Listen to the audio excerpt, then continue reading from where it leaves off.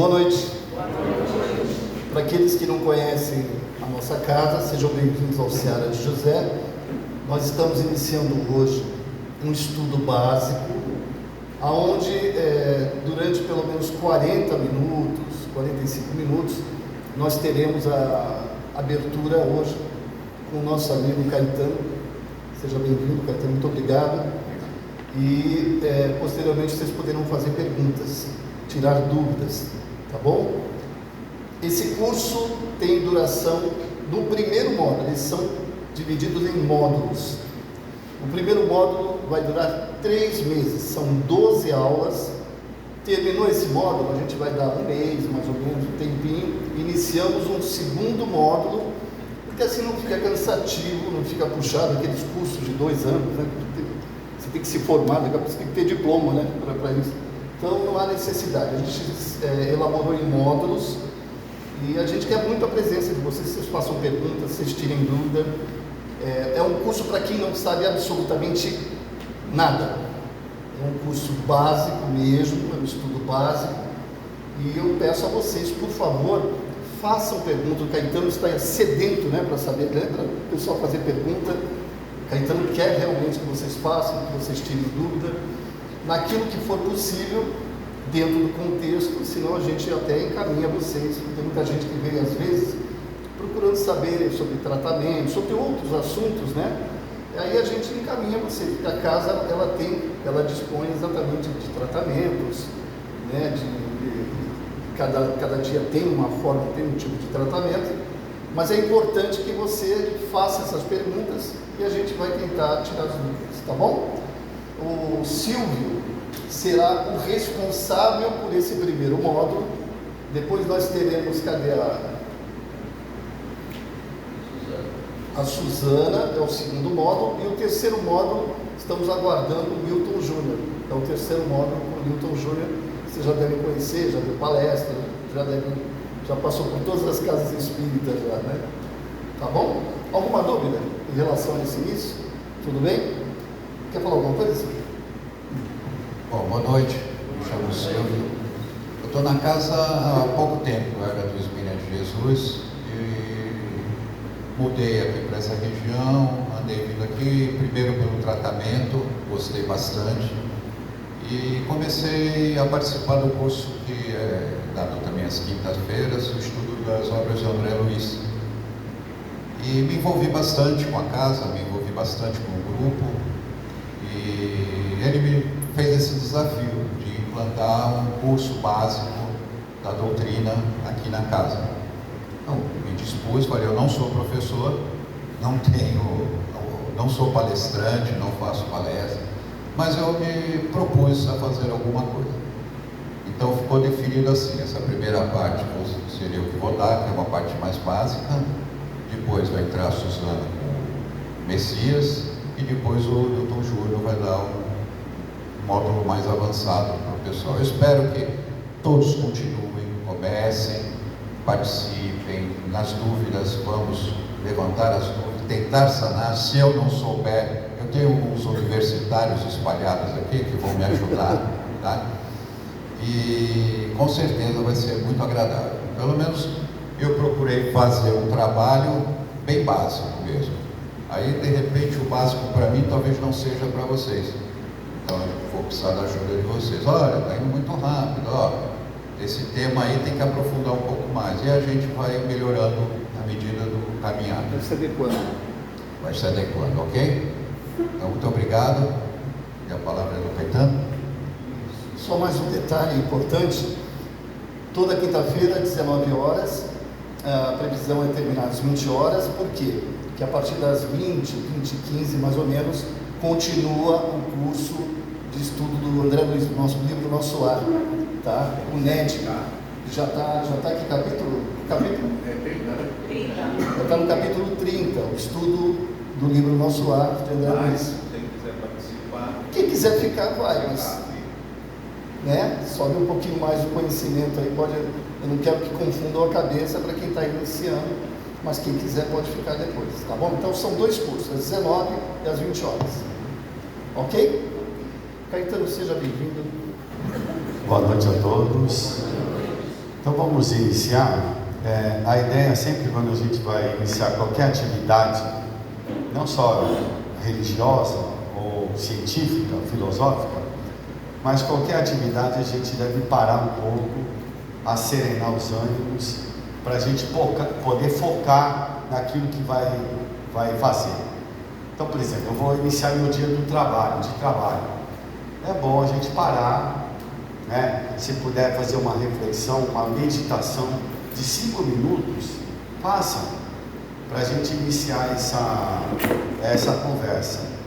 Então, eu vou convidar todos vocês, nesse instante, nos reportarmos ao nosso Criador, que nós somos criaturas do Criador, e como nós vamos começar um estudo, onde aborda o assunto sobre a nossa realidade espiritual, nada mais justo que eu me reporte ao nosso Criador.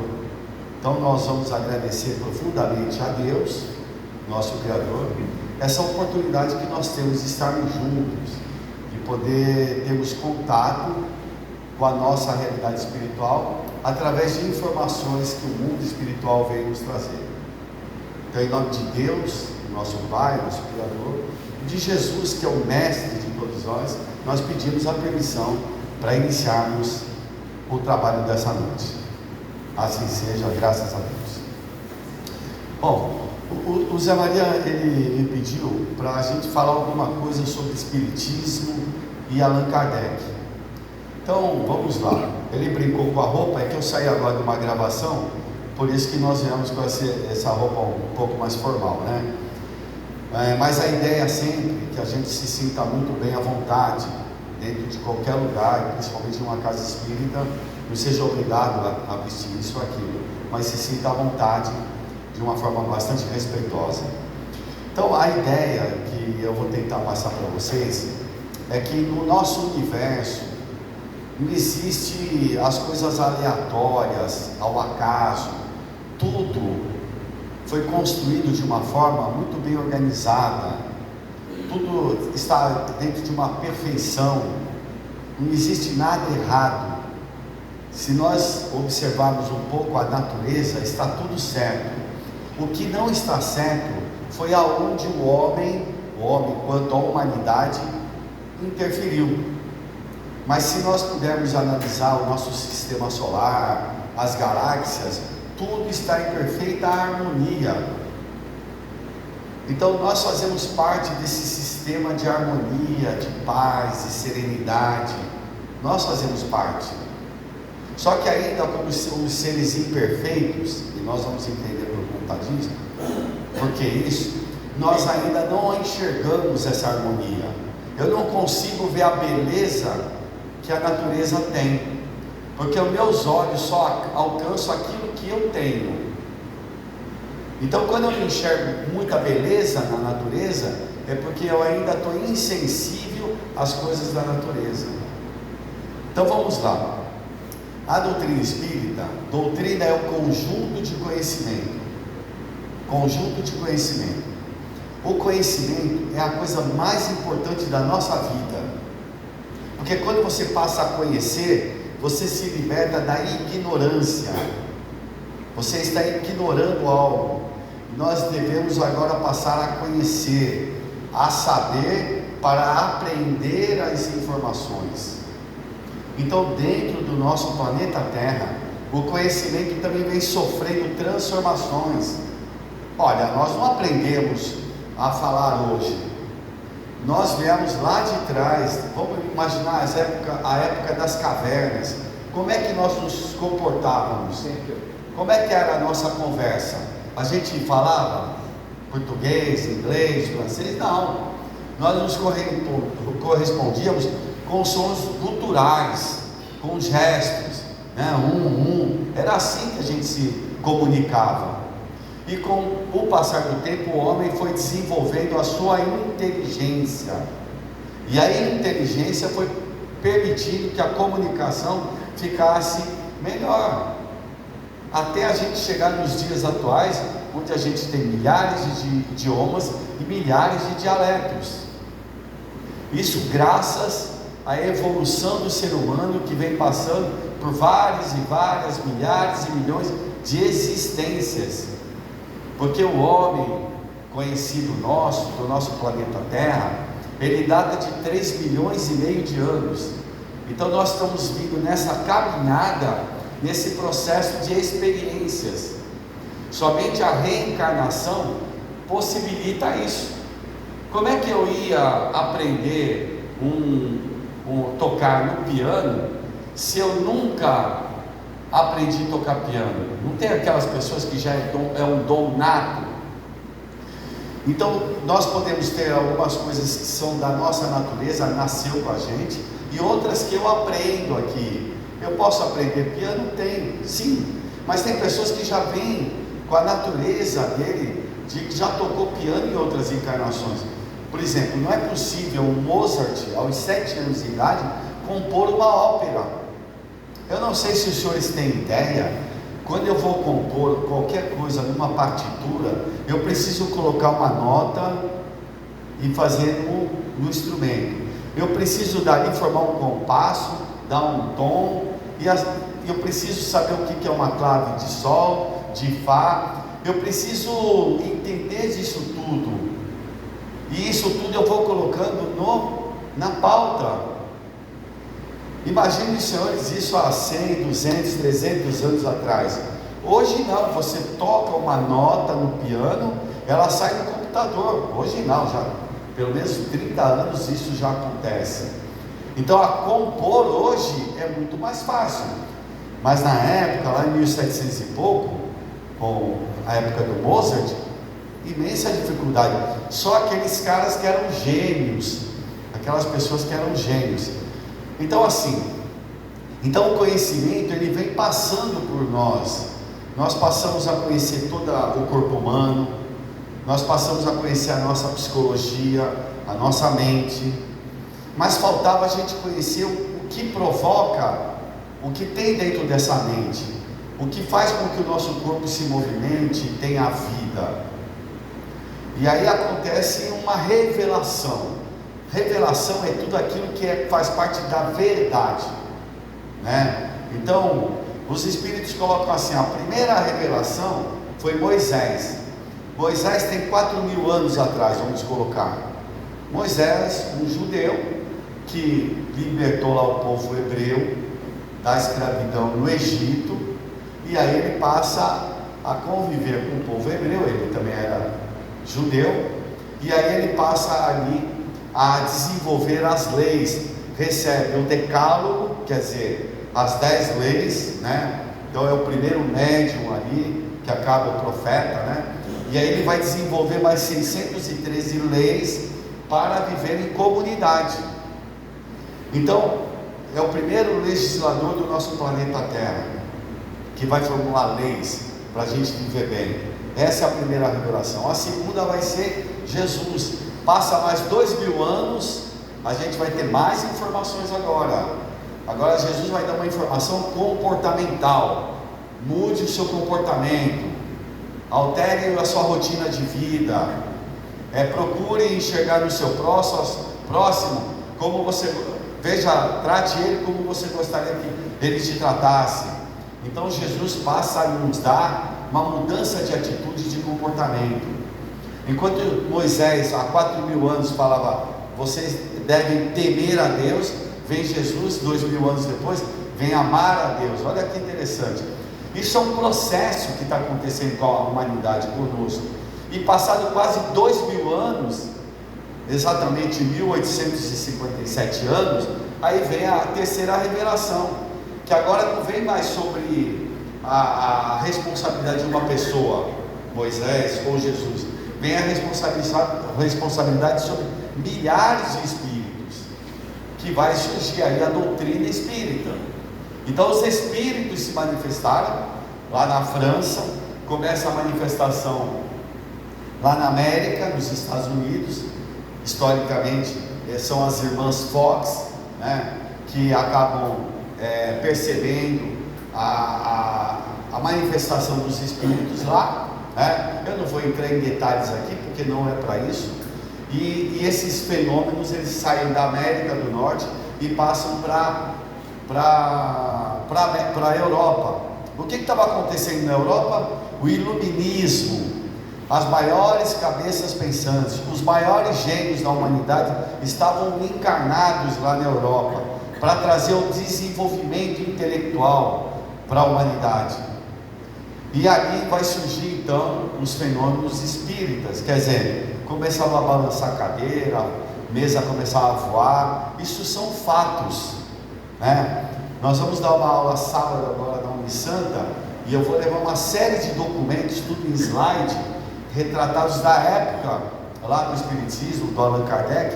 Eu vou levar só para a gente ver os noticiários de jornal, tudo, o que saía a respeito desses fenômenos. Só que as pessoas tratavam isso como se fosse uma brincadeira do copo. Vocês sabem da brincadeira do copo, né? A maioria sabe. Mas faziam perguntas levianas: vai casar com quem? Vai acontecer isso? Vai acontecer aquilo? E até que um dia chega lá para esse professor chamado Rivaio, o Pauline Leon Denis Rivaio, que é muito legal. Agora, a partir de 2018, a Biblioteca Nacional da França, ela foi totalmente digitalizada. Então nós temos aí N documentos do Allan Kardec, do professor Rivaio, e que é muito legal. Eu vou mostrar uma bancada deles ali, só para a gente conhecer o personagem Allan Kardec, entendendo um pouco a vida do Rivaio, que é antes dele ser chamado de Allan Kardec, né? Então, quem quiser assistir, sábado agora às 14 horas, lá na Unisanta, ali na Oswaldo Cruz 266, no prédio da piscina lá, tem um local chamado Consistório, e vai ser a aula inaugural lá, e vai ser bem bacana, pela quantidade de informações que nós vamos ter sobre esse personagem. Bom, aí esse camarada, ele era um professor muito famoso na França, muito requisitado, porque já tinha escrito 20 obras na área da educação. As obras eram adotadas, ele tinha escolas, ele era um cara assim.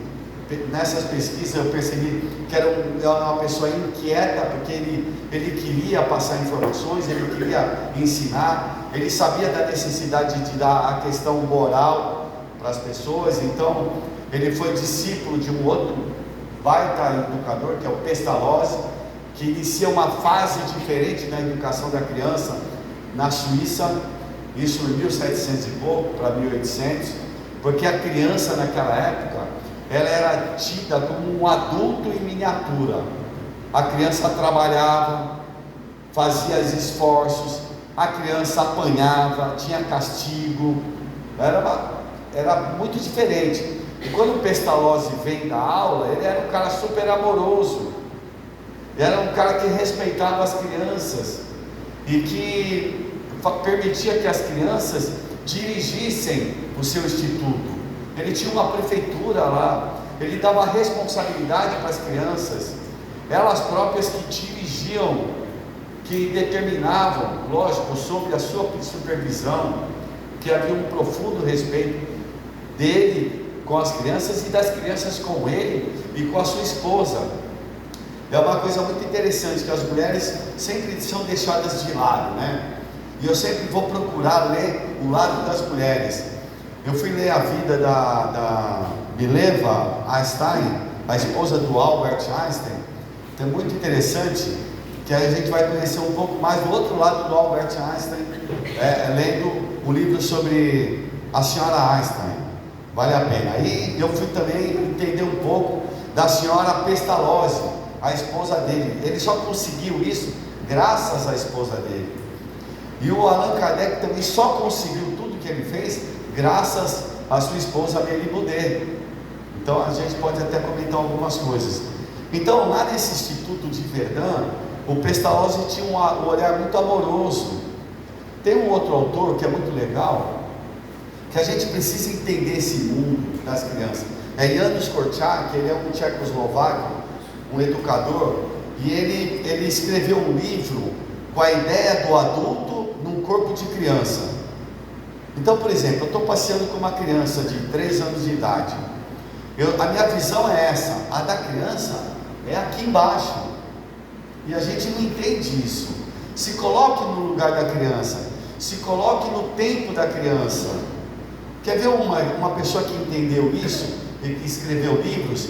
Foi uma médica italiana chamada Maria Montessori, que ela começou a fazer cadeira para criança, mesa para criança, a lousa para criança, porque ela começou a perceber o mundo da criança, que a gente ainda não entende, acha que a criança fosse um adulto. Então o Allan Kardec, ele bebeu dessa fonte do Pestalozzi, e ele, com o passar do tempo, nos seus liceus, nas suas escolas, ele era chamado de Pai Rivaio, que é o nome de batismo dele. Então, ele foi um estudioso do magnetismo. O magnetismo é uma das forças da natureza. Na natureza nós temos a força magnética, a força gravitacional, a força nuclear forte e nuclear fraca.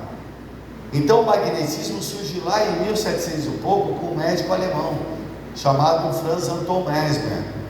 Isso é uma coisa legal também do conhecimento que eu falo, porque não aparece o espiritismo de vez, não. Eu tenho que entender magnetismo. Depois vem um outro cara chamado Samuel Hahnemann, o pai da homeopatia, vai falar sobre fluido vital, tudo que não é matéria. Aí sim os espíritos vêm falar sobre o espírito, que não é matéria, mas está na matéria. Bom, então esses fenômenos chegam na Europa, e aí esse professor, que era um cara famoso lá na época, muito conhecido, reconhecido, emérito por toda Paris e toda a França, aí um dia chamam ele para participar de uma dessas reuniões. Ele era um cara da Academia de Letras, Academia de Ciências, ele era de várias academias assim. Eu fico até bobo a quantidade porque tudo estava começando na Europa, ali na França. A gente vinha de um regime totalitário, né? Naquela época, depois entrou o imperador, Napoleão, e aí depois veio a República. Então, vivia em conflitos, em guerras. Então, a França, a Europa sempre passou por vários conflitos. E esses sistemas de governo também eles variavam muito, e isso fazia com que a população sofresse. Na área da educação era pior ainda. Então aqueles que se mostravam ávidos na educação tinham uma certa, não privilégio ou regalia, mas eles eram muito importantes. E o professor Rivaio, futuro Allan Kardec, ele era uma pessoa importante para o governo, porque ele começa a escrever desde os 18 anos de idade. Com 27 anos ele ganha um prêmio notável na área da gramática francesa. Então assim, eu só estou querendo mostrar para vocês a importância que ele tinha. E ele sempre viu oportunidade de educação, de atrair os jovens para poder estar próximo dos jovens e levar informações para os jovens. Então ele escrevia peças de teatro, ele tomava conta de teatro, ele fazia contabilidade de teatro, várias coisas ele fazia. Quer ver uma coisa? Ele era um cara fuçador. Sabe o sifão que tem embaixo da pia? Ele que inventou o sifão. Tem uma patente dele, está com o nome dele, Rivaio, e ele tinha aquilo por 15 anos. Ele nunca tinha por 15 anos para aproveitar dos bens. Naquela época não dava nada, coitado, porque ele sempre teve uma vida modesta. Ele nunca teve uma vida farta assim. A esposa dele, a Baby Boudet, sim, que a família tinha alguns imóveis, mas ela teve que vender alguns imóveis, porque quando o Allan Kardec era pequenininho, ele foi estudar em Verdun, foi a mãe, a avó e o tio com ele lá morar em Verdun. O pai dele nessa época sumiu. Mas por que sumiu? Porque naquela época o pai dele era do exército, ele era um juiz de exército. Sabe o que é juiz de exército? Quando tinha uns conflitos lá dentro do exército, ele que fazia julgar para resolver os problemas. Mas ele também é embrenhado em política, e naquela época, embrenhado em política, ou você é da situação ou você está lascado. E o irmão do pai dele já havia sido guilhotinado naquela época. O Guilhotin lá inventou isso, foi guilhotinado. E o pai também tinha receio, não sei se foi por conta disso, mas também se afastou da família, abandonou a família. Só foram descobrir isso lá quando ele já está com bastante idade e que vem a desencarnar. Então ele foi criado muito pela mãe, pela avó, a mãe da mãe, e o tio, que era uma pessoa muito próxima, que foi sócio dele em escolas, mas ele gostava de jogar, trouxe muitos prejuízos para o Allan Kardec, e assim por diante. Mas vamos voltar lá para os fenômenos. Isso são dados assim para a gente ficar curioso e entender que esse homem sempre teve muito trabalho na vida para poder sobreviver. Bom, quando chega nesses fatos aí, ele começa a estudar investigar. E nessa investigação ele viu que existia toda uma coisa fantástica por trás disso, que era a vida após a morte, ou então a vida antes do berço, que a gente nunca vai morrer, que o que morre é o corpo, e esse corpo, ele serve para a gente de manifestação no mundo físico, mas quando a gente desencarna, a gente tem que se manifestar no mundo espiritual, e a gente tem um corpo espiritual. Mas como é que é esse corpo espiritual? Olha, é mais ou menos isso aqui. Agora, ele depende muito, esse meu corpo espiritual, do meu temperamento. Como é que eu sou? Se eu sou uma pessoa muito dura, se eu sou uma pessoa nervosa, se eu sou uma pessoa inquieta, se eu sou uma pessoa egoísta, se eu sou muito vaidoso. Como é um corpo mais fluídico, ele varia também. Por exemplo, aqui na Terra a gente não pode variar o nosso corpo? Pode. Paga um cirurgião plástico, ele vai mudar o nosso corpo, não é isso? Ou então, quer ver um negócio? Ou então fica remoendo muita preocupação, remói um ano, 2 anos, 3 anos, você vai ganhar uma gastrite. Fica lá com uma consciência culposa, não sai disso, você vai ganhar uma cardiopatia. Não fica tranquilo. Então nós podemos alterar o nosso corpo físico? Podemos, ou melhor, nós alteramos. Coma doce, não faça exercício, coma doce. Um dia você vai ter problema, não vai ter mais uma substância para quebrar essa glicose, e você vai se tornar um diabético. No mundo espiritual isso funciona pela minha conduta, pelo meu pensamento. Então a doutrina espírita, ela é interessante porque ela me ensina a viver melhor. Por isso que todo mundo, na entrevista agora acabei de falar isso, por isso que todo mundo tem que conhecer. Pode ser ateu, agnóstico, católico, protestante, evangélico, budista, o que seja, vai ter que conhecer, vai ter que ler o livro dos Espíritos, porque é o livro dos Espíritos. Foram os Espíritos que ditaram, mas para nós Espíritos. Não é o livro dos Espíritas, não é o livro dos católicos, é o livro dos Espíritos. Espíritos quanto à humanidade, todos nós teremos que conhecer. Mas Caetano, por que isso? Porque nós queremos agora avançar na nossa caminhada. Nós queremos deixar de ser do ginásio, nós estamos no ginásio, e queremos ir para o ensino fundamental, é isso? Agora já ensino médio. O ginásio também não existe, né? Já era, né? Como é que é? Ensino básico? Fundamental. Nós queremos sair do fundamental e para o ensino médio. Mas para fazer isso, você precisa estar preparado. Você precisa estar se esforçando. Não precisa ser o melhor aluno. Não precisa ser a pessoa mais inteligente, mas aquele que está se esforçando. Aquele que está na luta. Sabe o camarada quando ele está numa clínica para dependência química e está se esforçando, está determinado, ninguém acredita nele, ninguém mais quer saber dele, ele está lá se esforçando? É isso que vale, é o que vale para a gente. Você está se esforçando, porque a tua intenção é melhorar. A tua intenção é melhorar. É isso que vale para a espiritualidade superior. Agora, aquele que está assim, tendo o prazer de ficar nas coisas do mundo, esse talvez não vai dar para avançar para o ensino médio. Deu para entender isso? Então a doutrina espírita é importante porque ela vai dar fundamentos para a gente, para ser feliz. Eu tenho direito de ser feliz aqui? É lógico que eu tenho direito, mas eu tenho que saber como é que eu vou ser feliz. Eu não posso fazer a minha felicidade gerando infelicidade no outro. Então, esse modus operandi, a doutrina espírita me passa. Então aí o Allan Kardec investiga, começa a conversar com os espíritos, e ele faz uma primeira pergunta, que ele é colocado na primeira obra, que nunca foi feito na humanidade.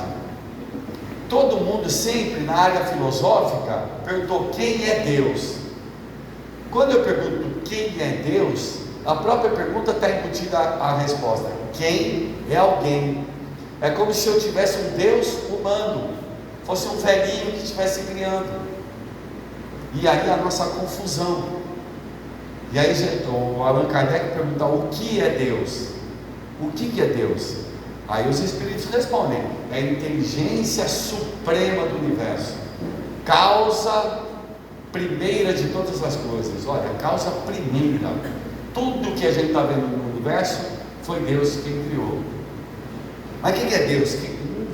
É uma força criadora, é a inteligência suprema. Não dá para a gente conceber Deus. Eu concebo Deus pelos seus atributos, pelo efeito. Olha, o efeito é o universo, é perfeito, leis imutáveis que nunca mudam. Por que nunca muda? Porque foi feita por Deus. É como se as leis fossem a vontade de Deus. Você não vai tirar carta para andar de carro? Não tem leis lá para você obedecer? Vamos supor que eu vá dirigir sem aprender as leis.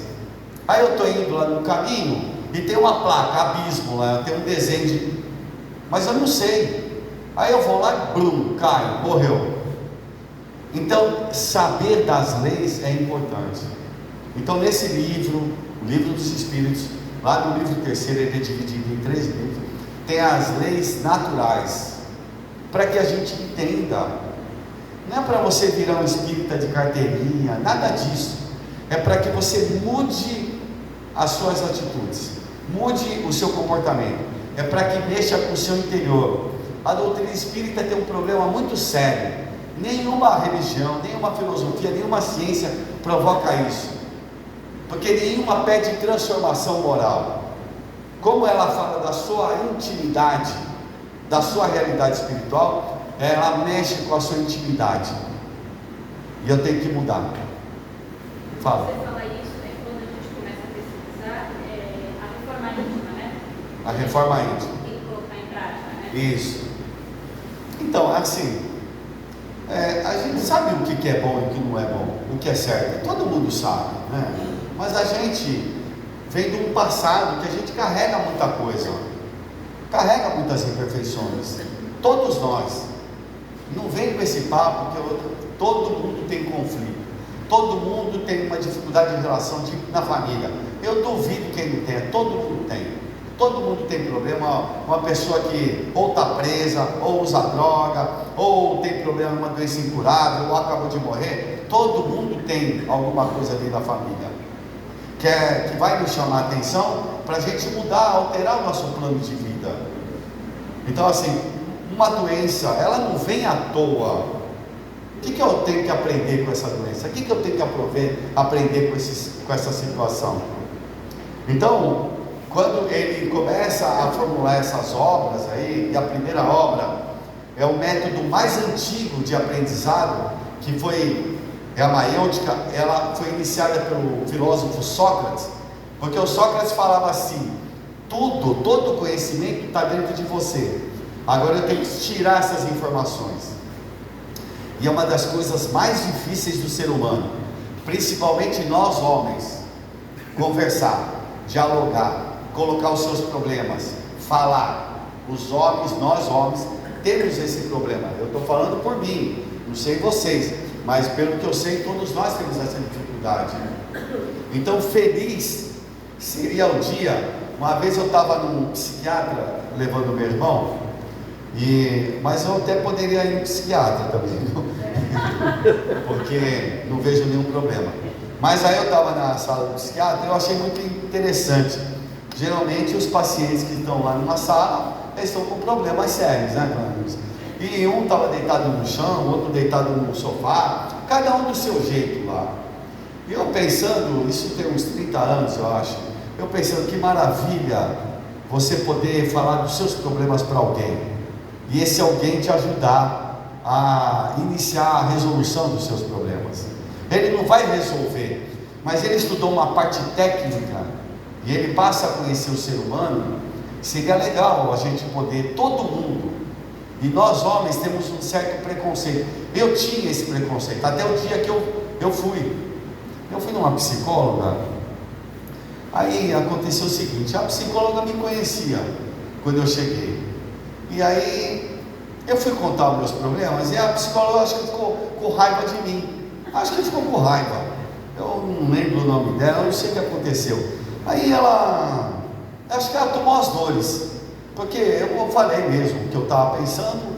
Já me falaram assim: tu tem que falar o que pensa. Eu falei, eu acho que ela não gostou, tanto é que ela falou no final, me deu tchau, e nunca mais a vi.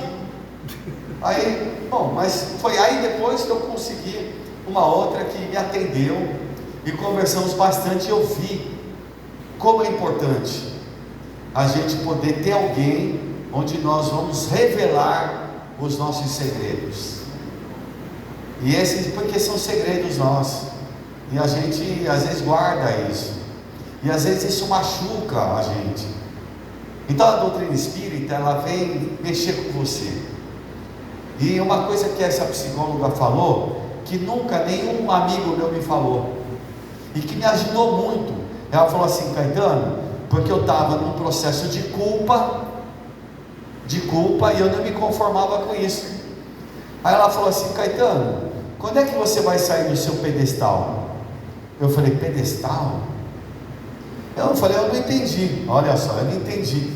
Ela falou: do seu orgulho. Parece que eu bati na mulher. Que orgulho? Ela falou: você acha que você é diferente dos outros? Que você não erra? Porque eu não admiti o meu erro. Eu não entendia como é que eu fui cair nessa cilada que eu provoquei. Mas por que você não admite? Porque você é orgulhoso. Você achava que você fosse diferente dos outros. E é verdade, eu não tinha analisado. Eu me achava até humilde, mas eu não estava percebendo isso. E a partir desse dia eu falei: Caetano, muda. Porque eu não percebia. Porque tem coisas que a gente não percebe. Eu sou assim, mas eu não percebia que eu era assim.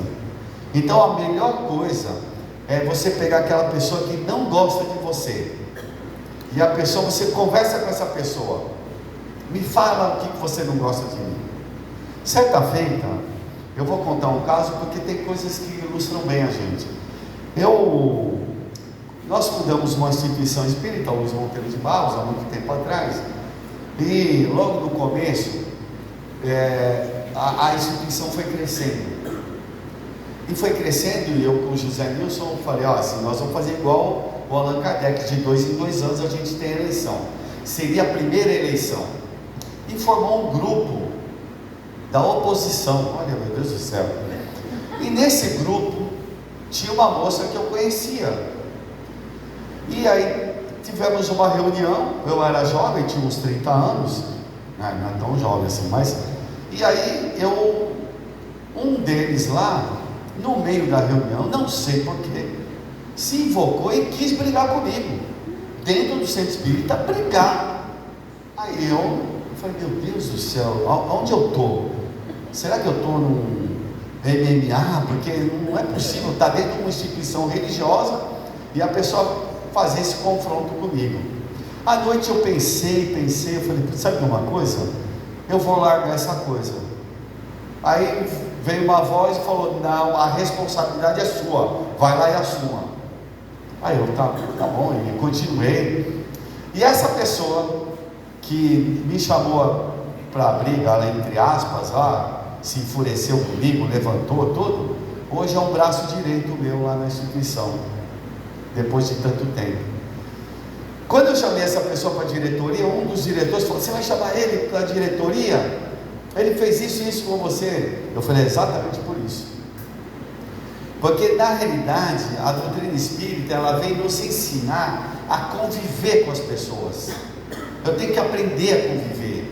Mas eu odeio aquela pessoa. Aprenda a conviver, saiba tolerar. Você não precisa amar, não precisa, mas precisa respeitar. Às vezes você vai ter uma doença na vida que não vai ter cura, mas aprenda a viver com ela. Qual o problema? Então, a doutrina espírita, ela vem passar essas informações para a gente. E isso é de suma importância, para a gente saber passar bem, para eu evitar os equívocos, para que numa próxima existência eu possa ir parando as arestas do Caetano de outra forma. Então, essa encarnação, eu estou superando algumas dificuldades que eu tenho interior e algumas dificuldades que eu tenho de relacionamento, porque eu fui identificando com o tempo. Uma coisa que eu passei a fazer de uns anos para cá, desde o comecinho da pandemia, é fazer meditação todos os dias. Então 6 horas da manhã eu faço meditação, 10 minutos. 10 minutos. O que é meditar, Caetano? Meditar é você senta, você começa a respirar, uma respiração pausada, os olhos fechados. Se você puder colocar uma musiquinha, ponha, música clássica, e faça essa respiração. Você vai perceber que algumas vezes que você fizer, às vezes você tem um insight, é uma cena indescritível. Eu não sei descrever, parece que eu me vejo como espírito, mas eu no todo. É assim, é diferente. Às vezes eu tenho esses insights, né, quando eu faço a meditação. E a meditação, ela vai tirar um pouco da nossa ansiedade, né? Porque eu sou uma pessoa ansiosa. Então isso, meus filhos falam assim: meu pai é tão ansioso que a gente sai para comer pizza, no carro ele já quer saber o sabor de todo mundo. Quando ele chega lá, eu já peço. O cara que me recebeu, eu já peço. Eu não sei, dona Nilza, tem tratamento isso, né? Mas é interessante isso. Então, assim, eu acho que... Quanto tempo já deu? Já deu. Deu? Então, assim, quase que eu não falei um pouco da doutrina espírita, mas é exatamente para vocês virem e assim a gente conversar, estudar, aprender sobre essa realidade. Eu não sei se vocês querem falar alguma coisa. Quem for falar, espera um pouquinho que ele vai com o microfone. É só dar na mão, né? Não, é na gravação aqui. Aqui, ó. Não precisa. É na gravação só, né? Só falar.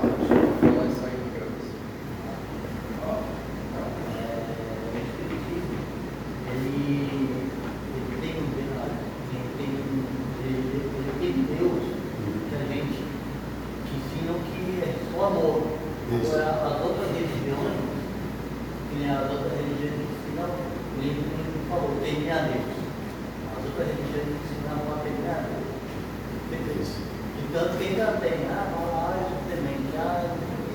não faço isso, vou trabalhar Deus. E o Espírito não, ele mostra Deus totalmente diferente. Legal, né? É interessante porque Jesus, ele fez uma coisa interessante, ele nos aproximou de Deus, chamando de Pai e Filho. A gente tem essa dificuldade, sabe, de relacionamento. Como é que... Vocês lembram quando vocês namoravam, depois casou? Lembra disso? Quando você fica apaixonado? Eu me lembro quando eu estava apaixonado, eu era jovem, aí estava assim, naquela época o telefone era caro, né? Não podia falar muito.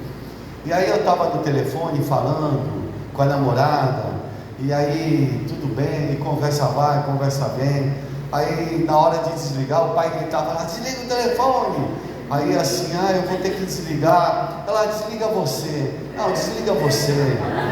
Ninguém quer desligar, porque apaixonado, a gente está ligado, a gente quer ficar junto. É uma paixão, né? E aí você vai conhecendo melhor as pessoas.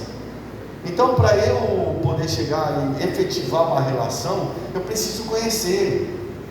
Não tem como a gente se relacionar com Deus sem conhecer Deus, sem você enaltecer e valorizar Deus.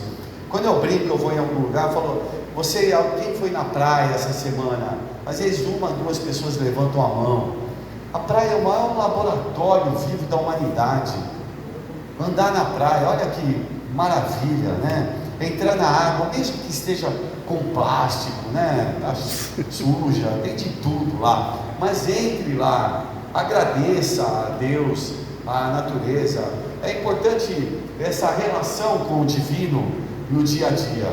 Então, você não ir na praia é um grande desperdício. E eu já falei que os espíritos me informaram que quem mora à beira-mar e não frequenta a praia, na próxima encarnação vai nascer no sertão da Paraíba, naquela desgraceira, sem água, sem nada. Aí vai ter uma vez na vida, vai ter uma excursão para conhecer a praia. E a gente está aqui na praia, então vale a pena ir na praia, colher os benefícios da praia.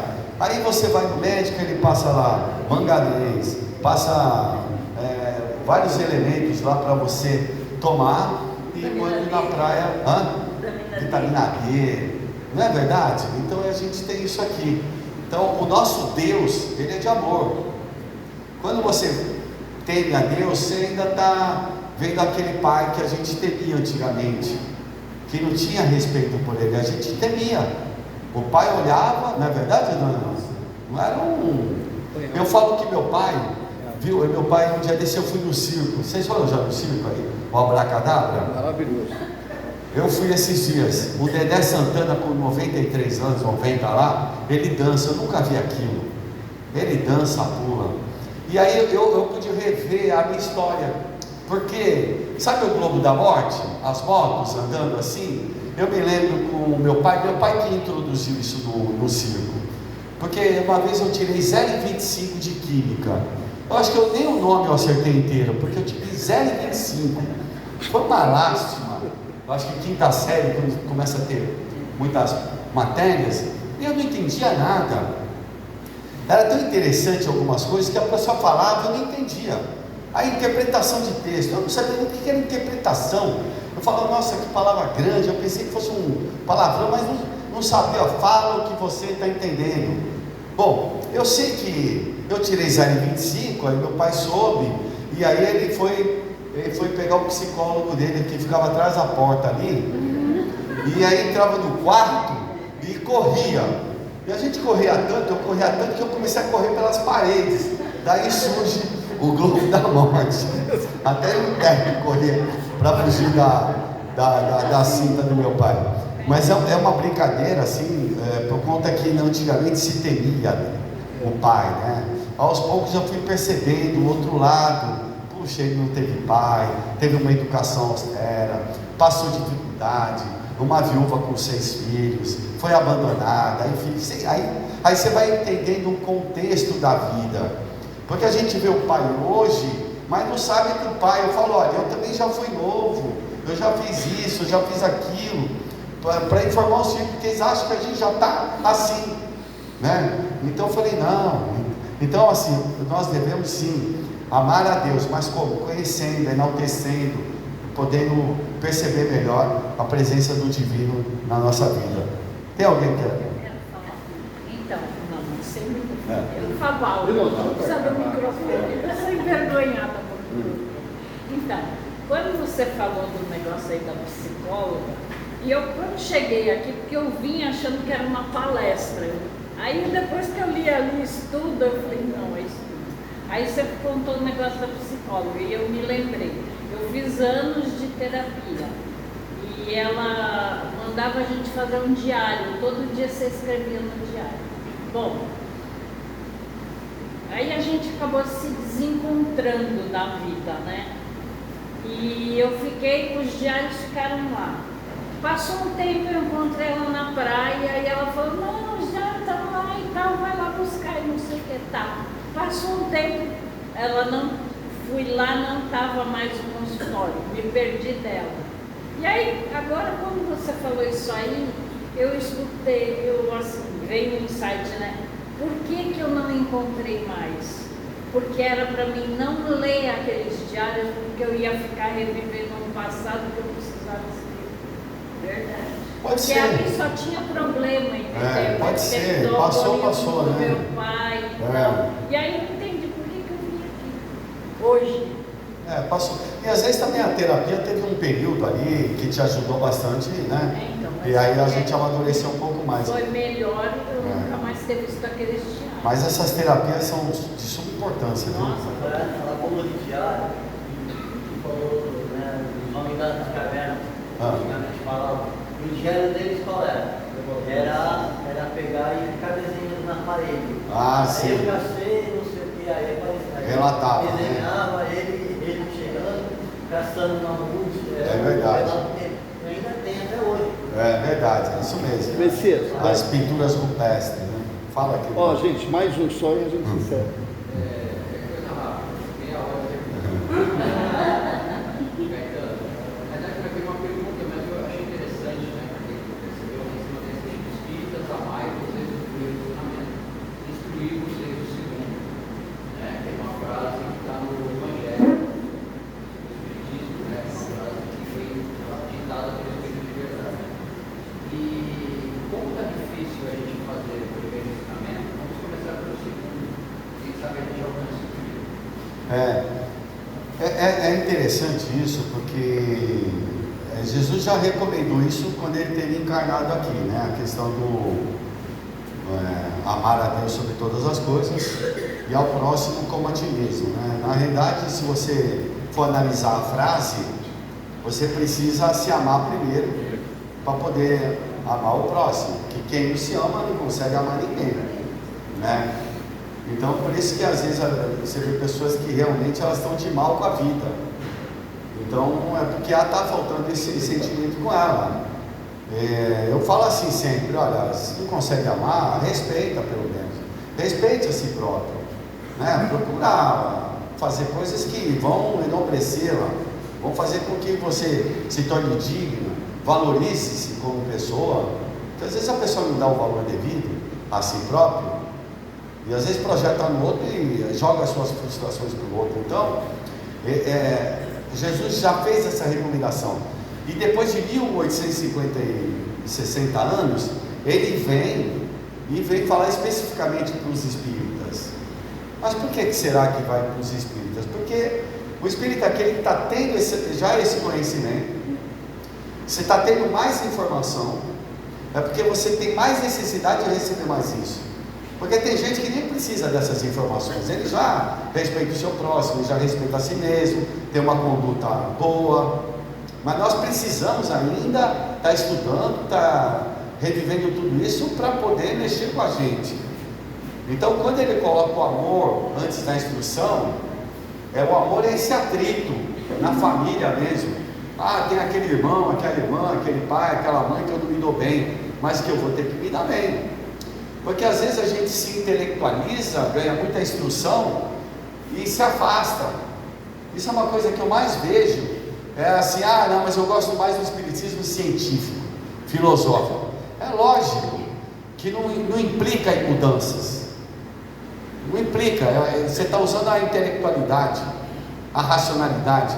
Você não está usando o coração. E o que precisa mexer é no coração.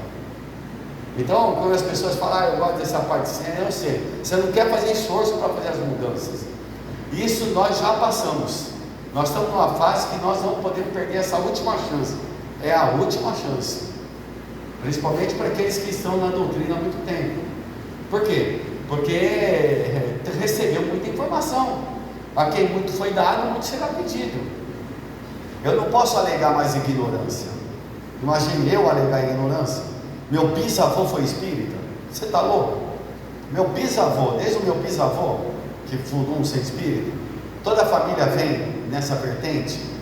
Então, assim, é um cara muito necessitado, ele precisa muito estar com o pé muito firme, porque senão ele não passa de ano, não vai para o ensino fundamental, né?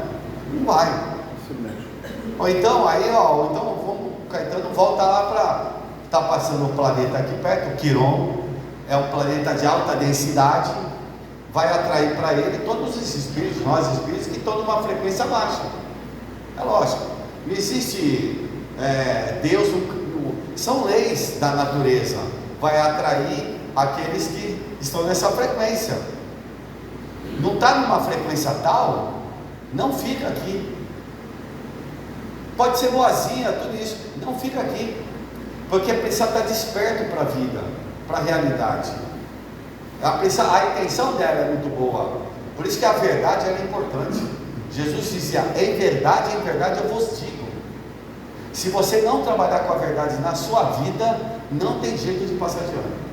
Pode ser intelectual, pode ser benemerente, pode ser tudo. Mas a nossa frequência íntima não está assim. Aí vai ser atraído para um planeta mais atrasado. Sabe o que você vai ser lá? Uma pessoa super desenvolvida. Vai levar progresso, vai levar adiantamento. Olha que legal. Mas você vai ter saudades daqui. Uma boa parte de nós viemos de Capela. Nós temos saudades de Capela, mas só podemos voltar se passarmos de ano. Olha que interessante. É uma outra faculdade, é uma outra escola, Capela, como existe N outros planetas. Então o convite aqui para todos vocês: não deixe de ler e estudar. O importante não é ler muito, mas o importante é ler pouco todos os dias. Você fala assim, ó, quer fazer uma aposta? Olha, eu volto daqui 6 meses. Vamos botar assim, 5 minutos todo dia. Mas eu estou falando só 5 minutos todo dia. Depois o Zé Maria vai perguntar: vamos bater, vamos fechar aqui. Fechamos. É aposta, hein? Se perder, a gente vai comer bolinho de bacalhau, hein? Vai pagar bolinho para mim. 5 minutos todo dia. Não precisa estudar 15 num dia, não. 5 todo dia. Isso se chama disciplina.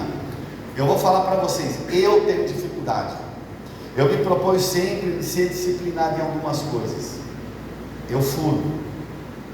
É uma das coisas mais difíceis da vida, ser disciplinado. Porque a gente gosta muito de falar do Chico Xavier, que o Euano falou disciplina. Mas ele falou para o Chico. Ele falou para você e para mim. Não é fácil. 5 minutos, mas tem que ser todo dia. Tá combinado? Não deixe de participar. Vale muito a pena. Quem sabe daqui 6 meses eu venho aqui para conferir isso, né, Zé Maria? Vai voltar. Tá bom? Um abraço a todos. Bom, vamos aproveitar já a carona do Caetano, né? Já deixou o ambiente, nos deixou despertos, e vamos todos relaxando, fechando os nossos olhos, porque existe uma equipe imensa, não só a equipe do Ceará, mas também os nossos amigos, nossos protetores, guardiões, não importa onde nós demos. Alguns familiares se fazem presentes também. E eles são os nossos porta-vozes junto a Jesus. Tudo que necessitamos quando oramos, são eles que magnetizam essa energia, levando as correntes que regem o universo, as correntes que trabalham em nome de Deus. E nesta noite, esta força está com cada um de nós. Fluidos medicamentosos, eflúvios de paz, de harmonia, estão nos sendo dados, nos presenteando. Irmãzinhas com chanfros jorram sobre nossas cabeças essas energias, esses fluidos. Eles penetram pelos nossos poros, entram na corrente sanguínea, envolvem todos os nossos pontos de força, nossos órgãos, nossas células. Se permitam receber, porque assim é a lei do Criador. Só recebemos se nós permitimos. Até mesmo o amor que Ele nos dá a todos os dias, todos os momentos. Que nós permitamos, nesta noite, receber essa energia. Vamos esquecer dos nossos problemas espirituais, materiais, físicos. E simplesmente agradecer pelo que estamos recebendo. E gratidão é isso, é aceitar o que nos é dado. Até mesmo Aqueles que têm ansiedade em seus corações, nesse momento, estão recebendo os eflúvios que os tornam calmos, tranquilos. O pensamento acelerado desacelera e nosso corpo relaxa, relaxa e relaxa. Essa é a conexão com o nosso Criador, porque somos a sua criatura, somos parte deles. Quando Jesus nos disse que vós sois deuses, Ele quis dizer que nós podemos nos curar. E com esta energia de paz, de harmonia,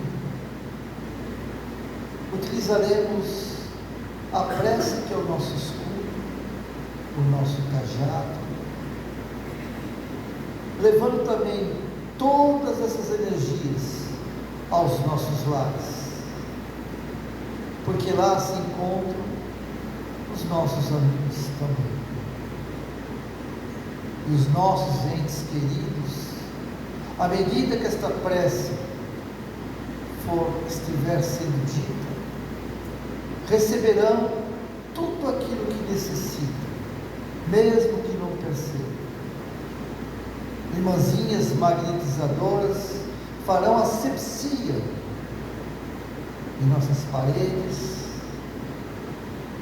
os móveis, utensílios. E se porventura tiver algum irmãozinho desorientado,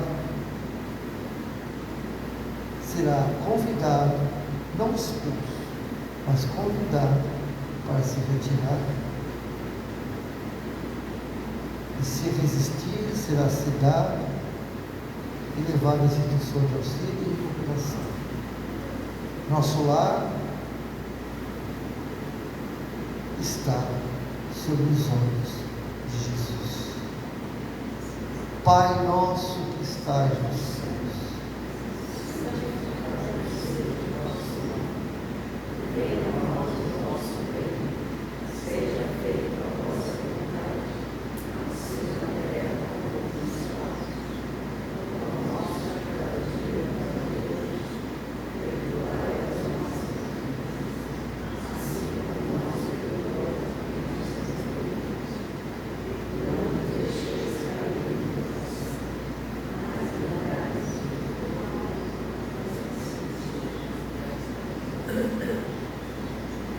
gratidão, Caetano, gratidão às correntes que regem, gratidão aos protetores e orientadores de vocês que estiveram presentes e nos ajudaram nesta noite.